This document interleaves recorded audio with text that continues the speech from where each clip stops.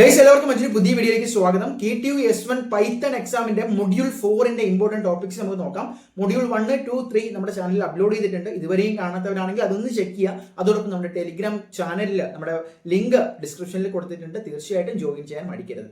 അപ്പോൾ മൊഡ്യൂൾ 4 നിങ്ങളുടെ പൈത്തണിൽ ആകെയുള്ള മൊഡ്യൂളുകളിൽ ഏറ്റവും പ്രെഡിക്റ്റബിൾ ആയിട്ടുള്ള ഏറ്റവും കൂടുതൽ മാർക്ക് സ്കോർ ചെയ്യാൻ പറ്റുന്ന ഒരു മൊഡ്യൂളാണ്. അതിൽ തന്നെ 4 അതായത് കൃത്യമായിട്ട് പറഞ്ഞാൽ 4 പ്രധാനപ്പെട്ട അപ്രോച്ചുകളും ഒരു എക്സ്ട്രാ അപ്രോച്ചുമാണ്. അതായത് kind of problem solving methodologies ആണ് വരുന്നത്. അപ്പോൾ ഇതിൽ നിങ്ങൾക്ക് തിയറി പാർട്സ് പഠിച്ചാൽ തന്നെ നല്ല രീതിയിൽ സ്കോർ ചെയ്യാം എന്നുള്ളതാണ്. കാരണം ഒരു തിയറി പഠിക്കുക, അതിൻ്റെ എക്സാമ്പിൾ പഠിക്കുക. നിങ്ങൾക്ക് ഏത് തരത്തിലുള്ള ക്വസ്റ്റ്യൻസ് വന്നാലും ആ എക്സാമ്പിൾ അറിയാമെങ്കിൽ ആ സിറ്റുവേഷനെ എടുത്തുകൊണ്ട് നിങ്ങൾക്ക് എക്സ്പ്ലെയിൻ ചെയ്യാൻ പറ്റും. അപ്പോൾ അതിൽ വരുന്ന ഫസ്റ്റ് ബ്രൂട്ട് ഫോഴ്സ് അപ്രോച്ചാണ്.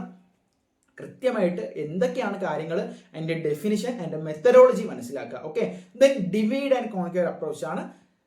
അപ്പോൾ ഇതിൽ 2 മെത്തേഡുകൾ തന്നിട്ട് ചിലപ്പോൾ ഡിഫറൻഷിയേറ്റ് ചെയ്യാൻ ചോദിക്കും. വളരെ സിമ്പിളായിട്ട് വാരിയബിൾ ചെയ്താൽ നിൽക്കേണ്ട 2 കോളം വരച്ചിട്ട് നമ്മൾ ഈ +2 ചെയ്യുന്ന പോലെ 2 എഴുതുക, ഓരോ പോയിന്റ്സ് ആയിട്ട് എഴുതുക. സിമ്പിളായിട്ട് നിങ്ങൾക്ക് മാർക്ക് കിട്ടും.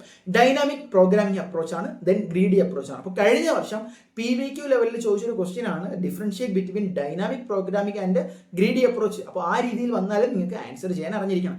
ഞാൻ പറഞ്ഞ പോലെ ഏറ്റവും അവസാനത്തെ ഒരു അപ്രോച്ചാണ് റാൻഡമൈസ്ഡ് അപ്രോച്ച്. അപ്പോൾ ഇതിൽ പ്രധാനമായിട്ട് ഇമ്പോർട്ടൻസ് കൊടുക്കേണ്ടത് ഞാൻ പറയും ഡിവൈഡ് ആൻഡ് കോൺക്യൂറും ഡൈനാമിക്കും അതുപോലെ തന്നെ ഗ്രീഡിയുമാണ്. അപ്പോൾ ഗ്രീഡി 100% നമുക്ക് അഷ്വറൻസ് ചെയ്ത് പറയാൻ പറ്റുന്ന ഒരു അപ്രോച്ച് കൂടിയാണ്. വളരെ ഇമ്പോർട്ടൻ്റ് ആയിട്ട് സ്ട്രെസ് കൊടുത്ത് ഫോക്കസ് ചെയ്ത് പഠിക്കുക എന്നുള്ളതാണ്.